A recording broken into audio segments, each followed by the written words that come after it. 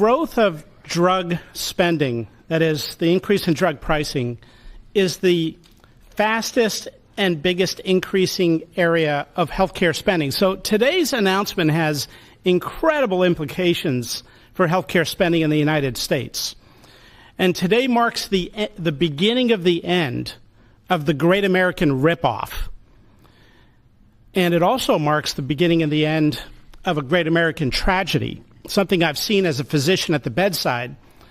Patients getting spun up into a financial rage, doing GoFundMe campaigns online, sending repeat reminders, asking people to donate, getting their churches to pass the offering plate from pew to pew, Sunday after Sunday, to try to get enough money to pay for a drug in the United States, a drug that's 5 or 10 times more expensive than the same drug in France or Germany or the UK.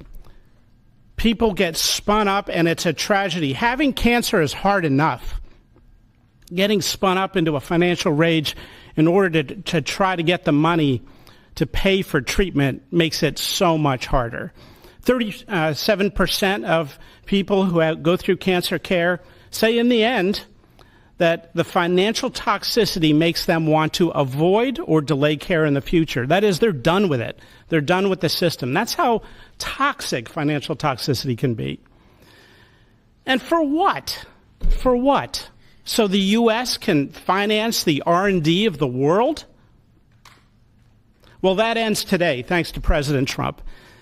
So we want to see R&D. We want to see American pharmaceutical companies thrive. We want to see pharmaceutical companies that do business and manufacture in the United States thrive. At the FDA, we're doing our part. If you're going to equalize your price to that of other wealthy countries, we're not talking about Zimbabwe. We're talking about Germany, France, UK, Japan, other wealthy countries, the OECD countries.